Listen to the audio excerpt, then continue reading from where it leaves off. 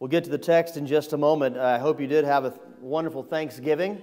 I know holidays can be a mixed bag for some, but hopefully you had a good Thanksgiving, you had an enjoyable time, and you didn't gain too many unwanted pounds. You know, it's time to dust off that treadmill we talked about a few weeks ago if you gained a little bit. But anyway, one thing about Thanksgiving and the holidays, especially like Thanksgiving, is that you get together with, hopefully get together with family and friends, maybe some that you don't get to spend a lot of time with, maybe have conversations with. And we certainly did that on Thanksgiving. My younger brother, I was sitting at the table, my younger brother was there, my brother-in-law Richard was there, and some other people. And somehow the conversation turned to hunting. And you got to understand, my little brother John is not a hunter. He's just not a hunter. And and my brother-in-law Richard, he's an avid hunter. I mean, he's got all the gear. He's got the deer stand. He's got his favorite property that he rents out, and he puts the corn out, whatever you guys put out. I'm not a hunter either, but anyway, he's a big hunter. About 10 years ago, and they were talking about this story, about 10 years ago, my brother-in-law Richard took my little brother John on a hunting expedition. And so they went to his favorite deer spot, and they're sitting in this little enclosure, this little tent-like enclosure. They're sitting down in this thing, little opening, on the end. And there's three people, Richard, his son, and then my brother John. And it's freezing. They're in this camouflage tent. They're looking out this little peep area, I guess. And they're looking in the dim morning light, and you're looking for the prey, looking for the deer. John said, I couldn't see anything, but Richard said, hey, there it is. There's a deer right over there. He's like, look through the scope. And so my brother takes his rifle, not his rifle, Richard's rifle, takes the rifle and puts the scope right up to his eye. And he's trying to look through the scope. Now, those of you who've shot a gun before, that's not a wise choice to put the scope right up to his eye. But that's what he did. And he had the butt underneath his armpit and the scope right up. And he's like, I can't see the deer. And so my brother-in-law looked over and he's like, oh. And he's like, let me show you. And so he's like, first of all, you can put the butt of the gun up on your shoulder and have it away from you a little bit to be able to see through the scope. And so he trained the scope in on that deer and then handed it over slowly to my brother, and he put it up on his shoulder, thank God. And he still said, I couldn't see the deer, but I finally just pulled the trigger. It's a great hunting story. And so he actually got the deer. He actually got the deer. And I don't know why. Maybe it was a crippled deer that just couldn't move. Maybe it was one of those target deer. I don't know. But he got the deer. And, when he shot it, he wasn't even braced. He's not a hunter, and he's not used to guns. And so when he shot it, it knocked him over backwards. The gun goes up in the air. He's laying on his tuchus. And he should have taken a gun safety course before he went hunting. He just should have. But anyway, that's the story. Now listen, of all the things my little brother will be honored for someday, I'm sure, if you're thinking about a legacy for his life, hunting is not going to be his legacy. He's not going to leave a legacy. My brother-in-law will, big hunter. My little brother, that's not going to be so much. Talking about legacy, what are people going to remember you for? What kind of legacy are you going to leave for those who follow you in this life? I'm reminded of in Psalm chapter 78. We'll get to Genesis, but in Psalm chapter 78, it kind of talking about a legacy. Give ear, O my people, to my teaching. Incline your ears to the words of my mouth. I will open my mouth in a parable, utter dark sayings from of old, things that we have known and heard, that our fathers have told us. I want you to hear that. It's something that we learned that was passed down as a legacy from our fathers. Verse 4, we will not hide them from their children, but tell to the coming generation the glorious deeds of the Lord and His might, the wonders that He has done. What kind of legacy are you going to pass on to those who are coming up behind you, those who are going to follow you in this life? What kind of legacy are you going to leave for them? As we read through Genesis, and we're finishing up our survey in Genesis today, we read through Genesis, we see some patriarchs of our faith, Abraham, Isaac, and Jacob. And these guys were all fallen, sinful men. You can see evidence of their sinfulness and their fallenness and the things that they do. And God still used them to begin and then to grow the nation of Israel, the nation out of which the Messiah came, Jesus came. that he would be born someday as a Jewish boy, son of the law. And he had these patriarchs. What a legacy. Abraham, Isaac, and Jacob. We all recognize their names. And even if you're not a Christian, you probably recognize the patriarchal names of Abraham, Isaac, and Jacob. They left a legacy, and God had done something in their lives. They didn't always know when they were journeying through life what God was doing at any given moment. Just like some of y'all and I don't always know what God's doing in any given moment, the significance of what He's doing. We can't see the end from the beginning, and we don't know the purpose sometimes for what He allows and what He's doing. And just like these guys didn't either, Abraham, Isaac, or Jacob. And yet they continued to move forward, and they passed on a legacy of faith to those who followed behind them in the next generation and generations to come. So in our text that we're about to get into, we're going to read of the ending of Jacob's life. It's the details of the ending of his life. He's wrapping up a few final things before he passes on to glory, before passing out of this life into the next. And so today we're going to look at two ways to pass on a godly legacy. Write this down. To pass on a godly legacy, set your house in order. Set your house in order. You know, Jacob determined to take advantage of the opportunity to reunite with his son. Can you imagine how Jacob felt when he got the news that not only was his beloved son Joseph alive, but that he wanted to reunite with him? Look down at chapter 45 and look at verses 25 through 28. So when they went up out of Egypt and they came to the land of Canaan to their father Jacob, these are the brothers that Joseph has revealed himself to, and he's told them, go home and get Dad. Bring all your family, all your livestock, bring it all back down here to Egypt, and I'll take care of you. So they go out of Egypt, they come to the land of Canaan, that's their homeland, to their dad. They come to Jacob. And they told their dad, they told him, verse 26, Joseph is still alive, and he is ruler over all the land of Egypt. Could you imagine getting that news? After 20-something years of thinking that your son got mauled by animals and died a violent death, and now the very sons that came to you and lied to you, they sold him into slavery, and now they're coming back and saying, actually, I mean, can you imagine what that conversation was like? Actually, Dad, Joseph is alive. Yeah, we lied. We deceived you. He's alive. And furthermore, he wants us to come live down in Egypt, and he wants to take care of us. And you look at what the text says there in verse 26, and Jacob's heart became numb, for he did not believe them. Did he have a mini stroke? I don't know. But it absolutely just floored him in that moment, this older man. But when they told him all the words of Joseph, which he had said to them, and when he saw the wagons that Joseph had sent to carry him, the spirit of their father Jacob revived. And Israel said, that's Jacob, it is enough. Joseph, my son, is still alive. I will go and see him before I die. It must have felt like receiving a son back from the dead.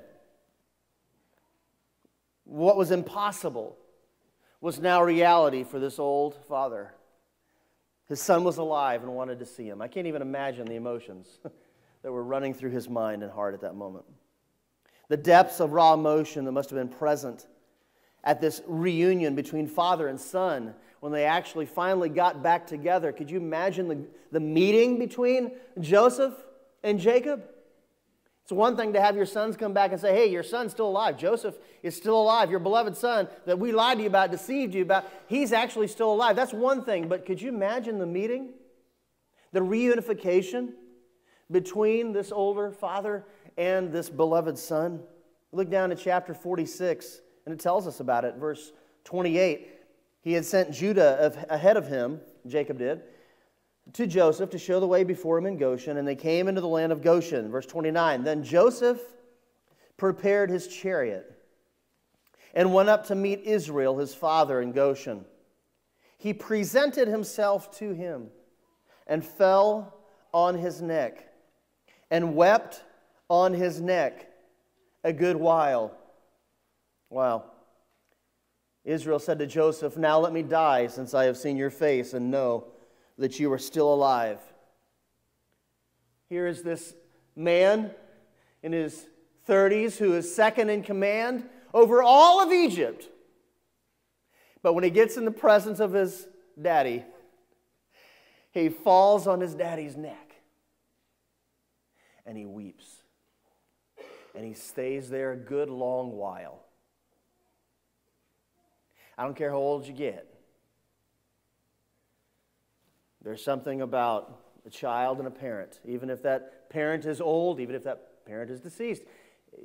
When you come back to those feelings of being a child, who is my parent, and that parental figure, you either have a deep parent wound because of things that you experienced, or you have some deep affection. Joseph had both. He had the wound of being ripped away from his father. He had been coddled and loved on by his daddy. He'd been ripped away from him, and now he's a man. And here's his father. And those raw, deep emotions in Joseph's heart show up as he just falls on his dad's neck and just stays there. This guy who looks like an Egyptian now, no longer like a Jewish man. It looks like an Egyptian, dressed like one, haircut like one, smells like one, and eats like one. But he now is no longer the second in command over Egypt. He is daddy's boy. And he weeps on his father's neck. And his father receives him. And his response is, "Wow, now I can die. I'm an old man. What else is there to experience? I can't believe that I have my son back.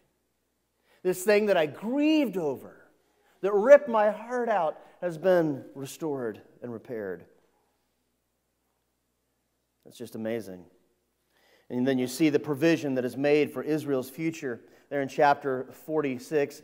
Starting in verse 31, Joseph said to his brothers and to his father's household, "I will go up and tell Pharaoh, and I will say to him, my brothers and my father's household who are in the land of Canaan have come to me. And the men are shepherds, for they have been keepers of livestock, and they have brought their flocks and their herds and all that they have. When Pharaoh calls you and says, 'What is your occupation?' you shall say, 'Your servants have been keepers of livestock from our youth even until now, both we and our fathers, in order that you may dwell in the land of Goshen. For every shepherd is an abomination to the Egyptians.'"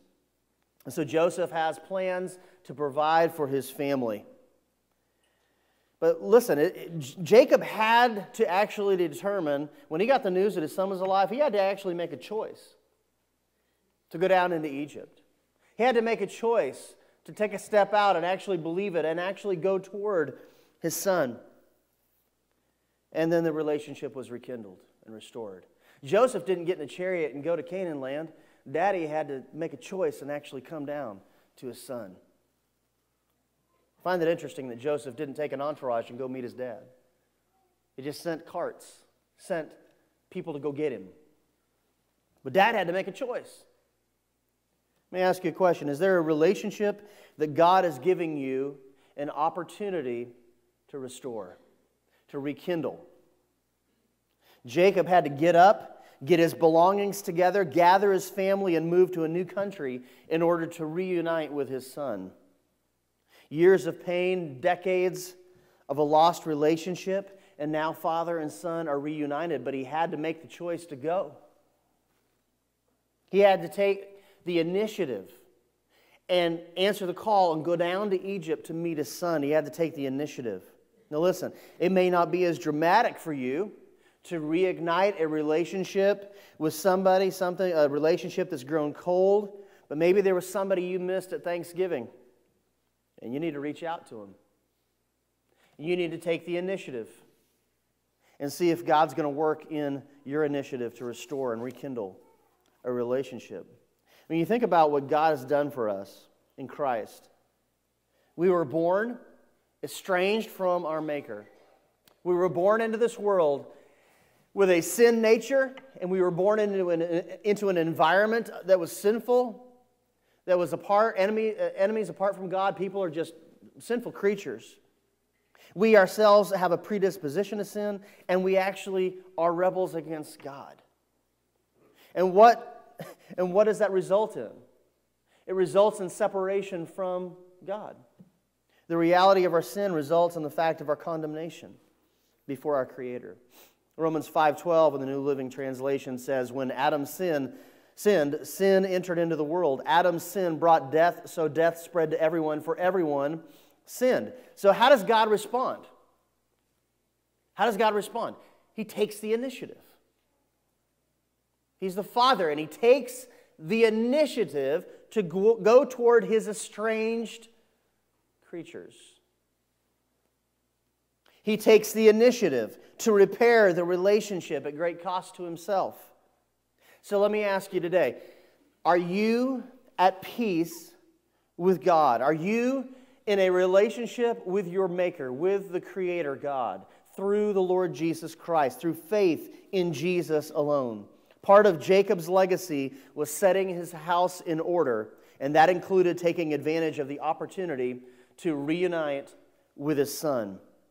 Another part of setting his house in order was that Jacob helped establish his family in the new environment. If you look over at chapter 47, look at verse 27.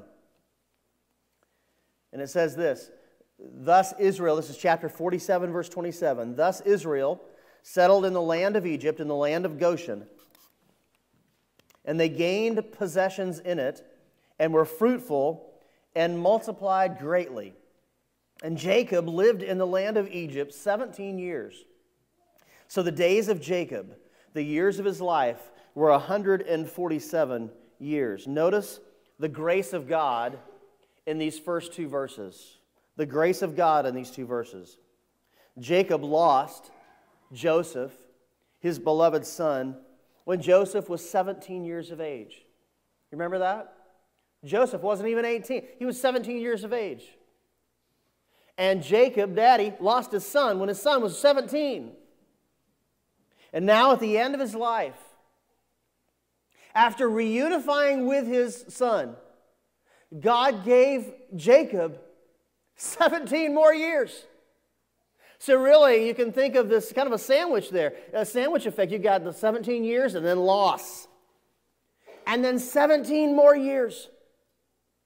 And it's the grace of God that gave him those 17 more years to enjoy his son.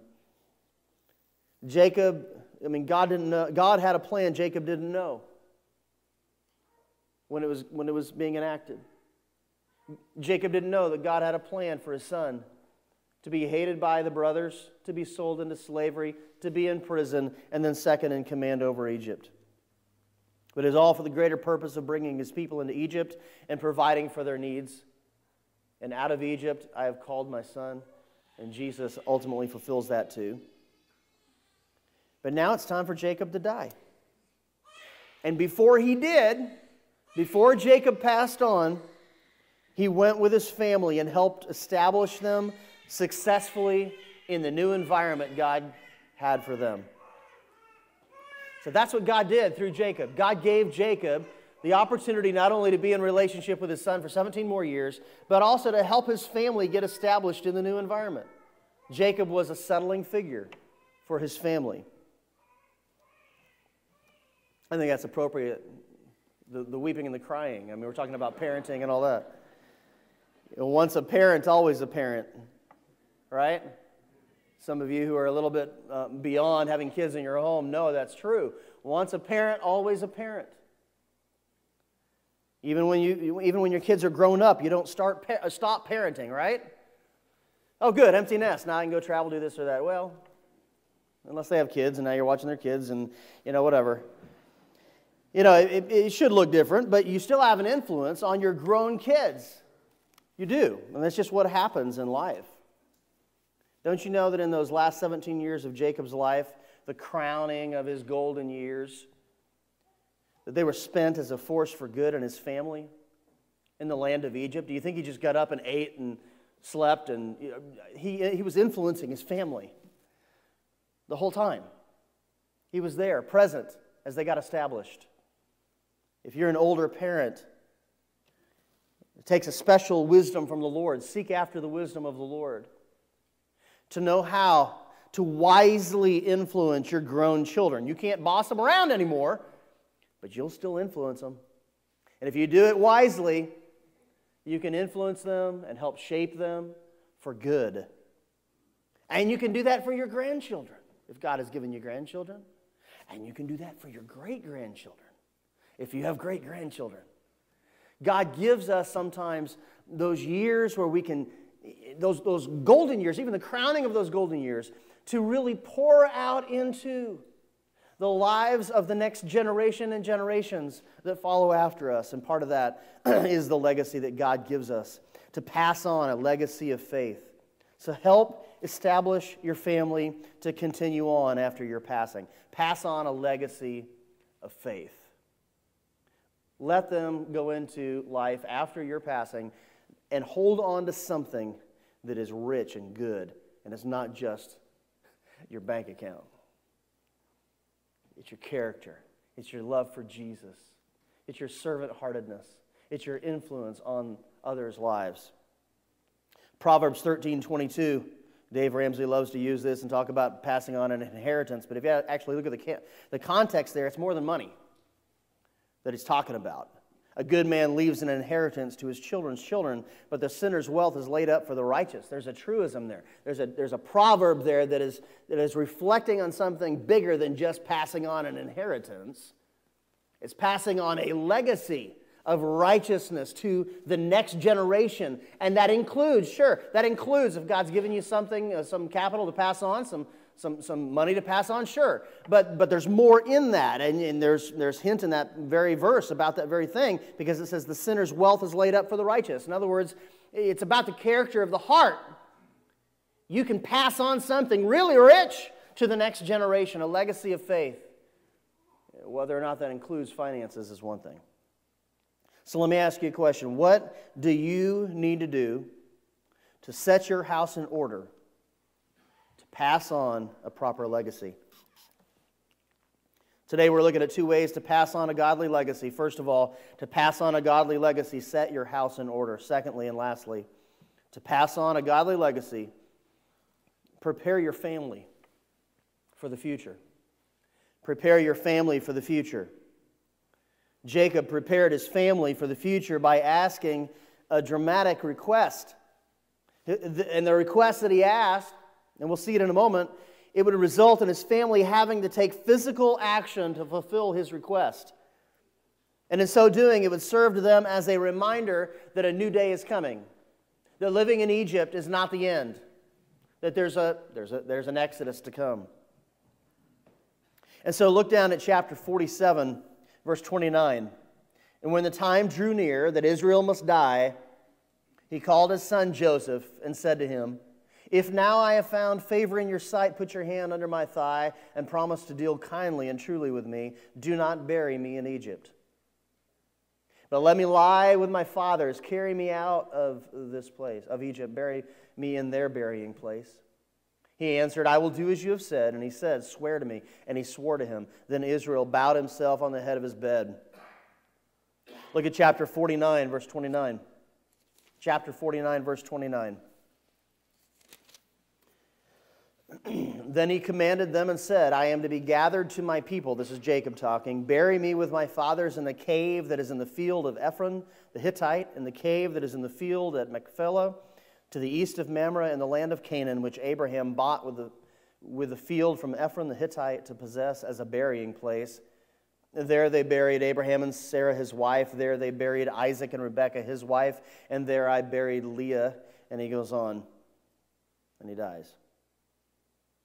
And so Jacob asks, he's living in Egypt. He's 140-something years old. It's time to die.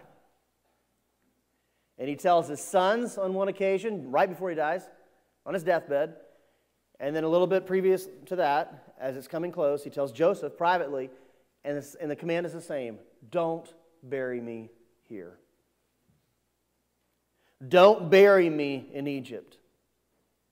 Take my body up out of here and take me to the cave that my ancestor bought, that Abraham bought.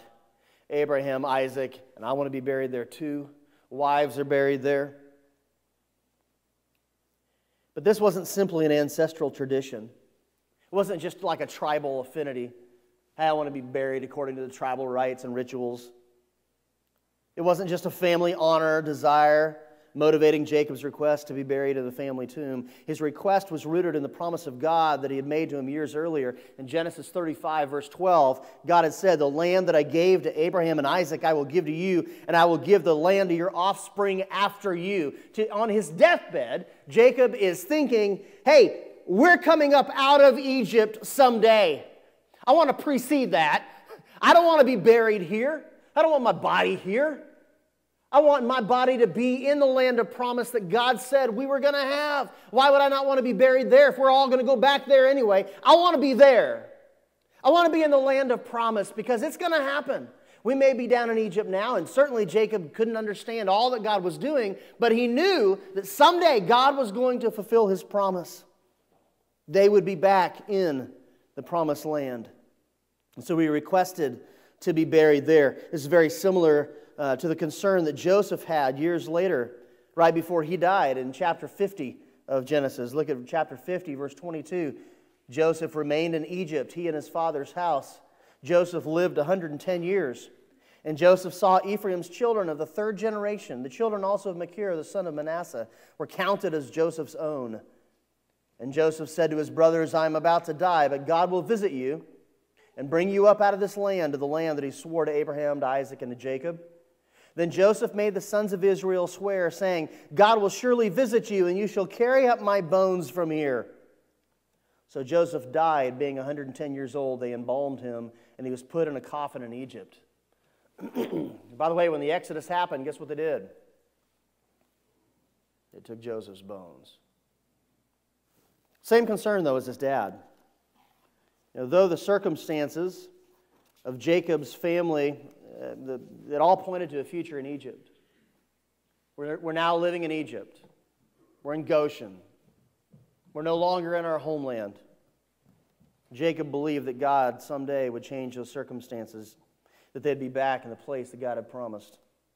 At his core, I want you to hear this. At his core, Jacob was a son of promise, living in exile in a foreign land. He was in Egypt, but Egypt was not in him. Egypt was the place of plenty, the place of wealth, and the place of blessing at that point. Look, don't look at the blessings that God puts in your life as the end all. Don't chase after the blessings. Don't chase after the wealth. Don't chase after the pleasures. If God chooses to bless you with some of those things, outstanding. That's wonderful. But don't set your heart in Egypt. You're a sojourner. You're passing through this life. This is not all there is. We are promised a different day to come. If this was all there is, we would be most miserable and we ought to be pitied. He was in Egypt, but Egypt wasn't in him. The question is, what is rooted in your inner core? Where are you in your heart's perspective? What are the passions that drive your life? Are you helping to prepare your family for the future? Do you have the perspective that this is not all there is, that something better is coming according to the promise of God in Christ? Is that your mindset? Is that part of your legacy that you're passing on? Your love for Christ? As he neared death, Jacob could only dream and focus of another day to come, a day when his family would be home. As you near your time of departure from this world, do you impress on your family the fundamental core belief in the promise for a better day in Jesus? Who are you? Who are you at your core? Jacob prepared his family for the future not only by asking for a dramatic request, bury me back in Canaan, but also by wrapping up some final details and by preparing his family for the coming Messiah. Jacob, no doubt remembering that he was the younger son, placed in a greater position over his elder brother Esau, when it comes time to bless Joseph's sons, he blessed the younger son Ephraim over the older son Manasseh. You see that in chapter 48, where now Jacob is blessing Joseph's sons. And Joseph's like, hey, don't do that, Dad, because your right hand is over on this one, and it really ought to be on this one, and you got it switched around. You're blessing the younger one with a greater blessing than the older one. And Jacob's response is, yeah, well, guess what? The younger is going to be greater than the older. Both are going to be blessed, but that's kind of a pattern. Same thing happened with Jacob. He was the younger. God blessed the younger over the older. He's so convinced that God's going to bring the people back to the land of promise that look in chapter 48, verse 21. Israel said to Joseph, behold, I'm about to die, but God will be with you and bring you again into the land of your fathers. Moreover, I have given to you rather than to your brothers one mountain slope that I took from the hand of the Amorites with my sword and with my bow. What's he doing? He's bequeathing to his son Joseph property rights to a piece of land that he had won in battle. He's so convinced that God is going to bring the descendants of Israel back into the promised land that he makes sure that in the future that land will be in Joseph's line, his possession. If you look at chapter 49, and obviously we don't have time to go through chapter 49. It's Jacob in verse 1 calls his sons and says, gather yourselves together that I may tell you what will happen in the days to come. Assemble and listen, O sons of Jacob, listen to Israel your father. And then he goes through and talks to each one of his sons and gives them blessings and cursings and predictions about the future. But I want you to look down at just verse 9 and 10. Look down just at verse 9 and 10. And he talks to his son Judah. And he says this, Judah is a lion's cub. From the prey, my son, you have gone up. He stooped down, he crouched as a lion and as a lioness. Who dares rouse him? The scepter shall not depart from Judah, nor the ruler's staff from between his feet. If you've got the KJV or NASB, it probably says until Shiloh comes. Transliteration of the Hebrew. But your text might say, if it's a different translation, until tribute comes to him. And to him shall be the obedience of the peoples, binding his foal to the vine and his donkey's colt to the choice vine. He has washed his garments in wine and his vesture in the blood of grapes. His eyes are darker than wine, his teeth whiter than milk. What in the world? What in the world's going on here? When he addresses his son Judah. Judah didn't necessarily deserve the blessing that he got from his father, but his father, with the help of the Holy Spirit of God, is predicting out the future that there would be a day when Israel would have a throne, that there would be kings, and that those kings would all come from the line of Judah. And so he says he's a lion cub, or maybe like a lioness that's crouching for the prey, but it grows up, and the influence spreads so greatly in this kingly authority and power that someday all the nations bring tribute to him, and all the peoples come and obey this one figure, this one son of Judah, this one king in the line of Judah that is to come. Well, do we see that fulfilled in the line of Judah? I mean, we see some wonderful kings and some really garbage kings that come out of the line of Judah. I mean, we had some great ones. David, right? I mean, David was a wonderful king. But even he messed it up pretty bad. But he had all sorts of nations and peoples and thrones that were bowing before him, or at least paying tribute to him. So does that fulfill this? Absolutely not. It wasn't the whole world. And when they could, they shook off his authority after he's gone at some level. And certainly the kingdom split after Solomon. I mean, so, where is this ultimate rule? Where is this ultimate peace? Where is this ultimate tribute to this one king in the line of Judah? Where is this? How is this to be fulfilled? And now Israel's taken into captivity, and Israel is no more. And then the southern kingdom of Judah, whoops, they go into exile. And now they come back, and there's a remnant. But where's their kingdom? Where's their kingdom? There's a greater meaning An application of Jacob's prediction, and I quote one writer talking about this: Jacob predicted a fierce lion-like dominance of Judah over his enemies and over his brothers who would praise him. When the promised one who would rule the nations appears, the scene will become an earthly paradise. These verses anticipate the kingship in Judah, culminating in the reign of a Messiah in which the nations will obey. That's really what this is about. We're looking at Genesis as the foundation for the rest of the Scriptures. And so we see hinted at here that Judah is going to have a king someday, and all the peoples will pay tribute to him. All the peoples from all the nations will ultimately come to him and bow and obey this one Judah king. And under him, his rule, his order, peace would prevail. There would be one king, one ruler, a king with all authority, power, and majesty. It's the king that it's the ruler that Daniel alluded to when the Son of Man came before the Ancient of Days, and he was given all authority and power over all the nations, all the kingdoms of the world. It's the same one. It's the king who is righteous and able to rule even over those in rebellion to him. In Isaiah chapter 9, it says, to us a child is born.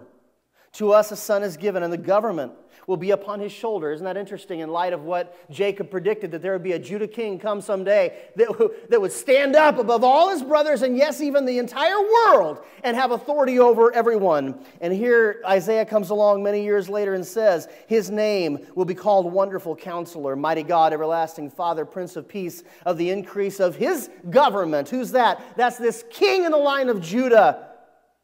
And of peace there will be no end. And listen, just in case you're saying, well, where are you getting this line of Judah thing in Isaiah? Look what he says. And on the throne of David, and over his kingdom, to establish it and to uphold it with justice and with righteousness from this time forth and forevermore. The zeal of the Lord of hosts will do this. And then in Luke chapter 1, we read of the announcement of the fulfillment of what Jacob predicted those many, many centuries earlier. In Luke chapter 1, verse 26, starting in 26, in the 6th month, the angel Gabriel was sent from God to a city of Galilee named Nazareth, to a virgin betrothed to a man whose name was Joseph, of the house of David, which is in the house of Judah. And the virgin's name was Mary, and he came to her and said, "Greetings, O favored one, the Lord is with you." But she was greatly troubled at the saying and tried to discern what sort of greeting this might be. And the angel said to her, "Do not be afraid, Mary, for you have found favor with God. And behold, you will conceive in your womb and bear a son, and you'll call his name Jesus. He will be great. He will be great. And he will be called the Son of the Most High. And the Lord will give to him the throne of his father David." What is that? That is the fulfillment of what Jacob predicted. Jesus is given the throne of Judah, the throne of David. He is the one who ultimately fulfills all of Genesis. Jesus looked back at Genesis and said it's all about him, and it is. Even this passage right here. The Lord will give to him, Luke 1, the throne of his father David, and he will reign over the house of Jacob forever, and of his kingdom there will be no end. What's the angel Gabriel saying? He's saying, hey, what was predicted long ago has now begun in this child that you will bear, Mary. This child is the one that all of the Old Testament predicted. Everyone looked forward to that one who was coming. And Mary, you're going to bear her, and he's going to rule over the nations for all of time. Let me ask you a question. Are you preparing your family for the future by pointing them to Jesus? Jacob did not know, I'm sure, the full significance of what he was predicting here. How could he? He was living in a time pre-Christ. But the Spirit of God gave him this to say in Genesis 49, talking about Shiloh, talking about the Messiah, the time of the Messiah. You will leave a legacy to those who follow you. The question is, what kind of legacy will you leave? I have in my garage and in my attic I got an attaché case in my attic. And I have in my garage a bag that says Mercy Hospital. And in those two possessions exist the majority of what I own from my dad. That's pretty much it. I have a hospital bag with my dad's clothes, a few cards that people sent him when he was in the hospital. I have a few books. But I also know the one that loved him. And that he confessed. In all his messed up life, there's one thing that he held on to. Jesus is Lord. And even when he got mad at God, when it came down to it, hey, Dad, do you confess Jesus is Lord? Yes, I do. The passing of Jesus on to me is my dad's greatest legacy. And I honor my father for his love for Jesus. And I'm grateful that I've got that.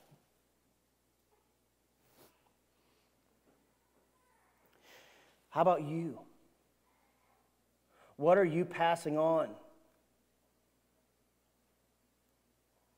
to the next generation? I see some old faces out here.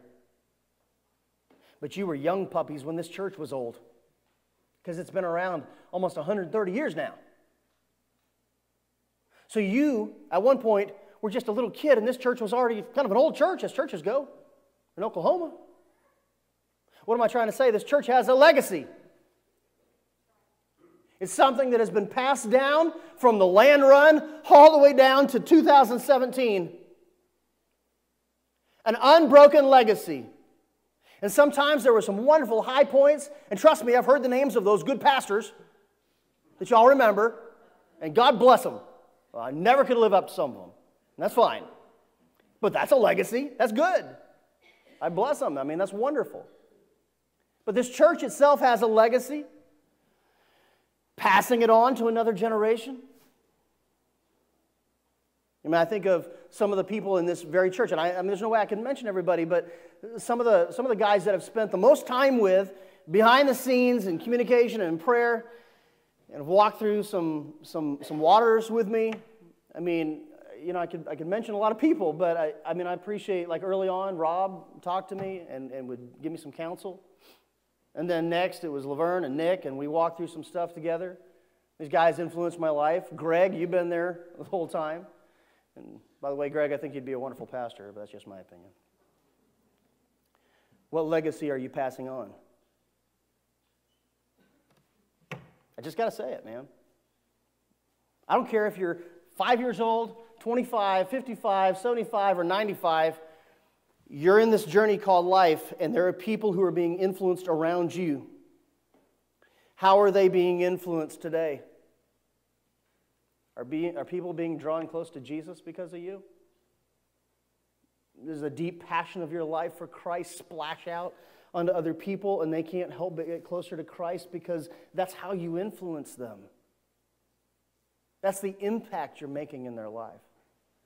You look around you at some people that, man, I wish they were here. Well, maybe you're the person that gets them here. Most people come to church not just to hear a preacher, and there's certainly people who go because of the preacher, but it's not just because of the preacher. A lot of times it's because of the relationships. So like when I go, y'all are here. And why is that? Because you have relationships one with another. So look around and see the people that you know probably ought to be here and rekindle those relationships. Tell them that they're needed and that you want them here. That's part of it.